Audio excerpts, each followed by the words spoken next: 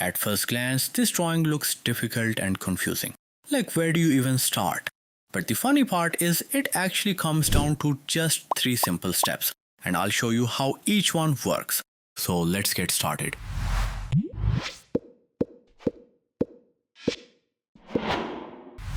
Okay, so the first step is adding the sharp details and building contrast. This is what gives your drawing its structure and stops everything from looking flat. Instead of thinking about outlines, start thinking about depth. Push the darkest areas first, especially in places like the opening of the lid and the deeper folds. So the drawing immediately starts gaining strength using an 8B pencil. Think of this like setting the foundation. If the darks are weak, everything else will feel washed out. As the darker areas are established, the folds begin to make more sense, because contrast starts separating one plane from another. This is also where most people go wrong, trying to keep everything light in the beginning. That usually leads to hesitation, and hesitation leads to flat drawings. So instead, commit to the darks early and let them guide the rest of the process. By the end of this step, the drawing might still look rough, but the structure will already be clear.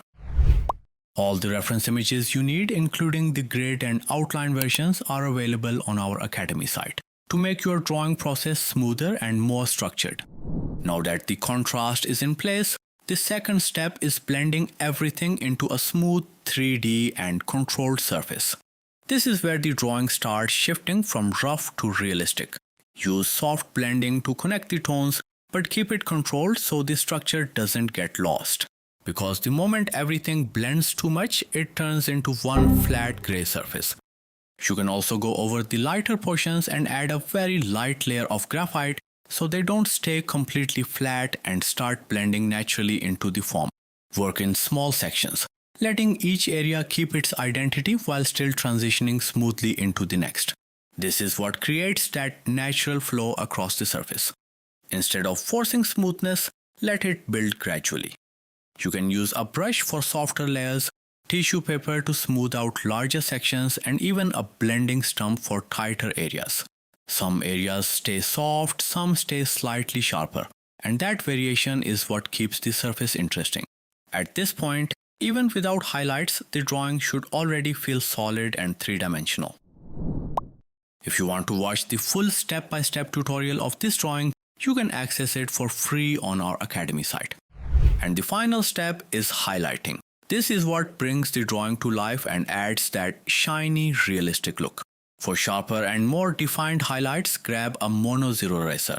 Use it along folds and edges where light hits directly. These thin strokes placed right beside darker areas create strong contrast and make the surface look metallic. This is where the magic happens. One thin line can suddenly make everything look 3D. Now for the brightest highlights, use an electric eraser. This pulls out strong, clean highlights instantly and works best for tiny bright spots and sharp reflections. Just don't overdo it. Too many bright spots and the can starts looking like it's made of plastic instead of metal. The same tools used earlier on the lid are now being used across the rest of the can. But suddenly the results start looking completely different. And that's the interesting part. Nothing about the tools has changed, only the surface has. The lid was smooth and controlled, but once the surface started bending and collapsing, the light stopped behaving in a predictable way. It shifts, breaks, and wraps itself around every fold.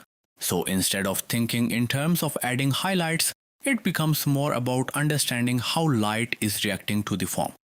For the softer areas, use a perfection eraser as it gives you more control over the softness of the highlights.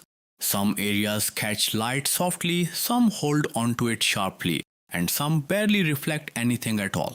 Because the contrast already defined the structure, the blending already built the form, and now the highlights are simply revealing what's already there. It's almost like the drawing was already complete. The highlights are just switching the lights on. This is also why the same approach works on any simple metallic or crumbled texture. It doesn't matter if it's a soda can, paper, foil, or fabric. Once the values are in place, the highlights naturally fall into position. And instead of forcing them, it becomes more about observing and refining. And with that, the crushed soda can is complete. Now I'm curious which step felt the most challenging. Building contrast, blending smoothly, or understanding the highlights? Let me know in the comments. Also, if you are an absolute beginner and want to learn drawing from scratch, you can join our drawing course on AHR Studios Academy. It is now trusted by 20,000 students across 165 countries, and you can enroll today with 90% off. Thank you so much for watching, and I'll see you in the next one.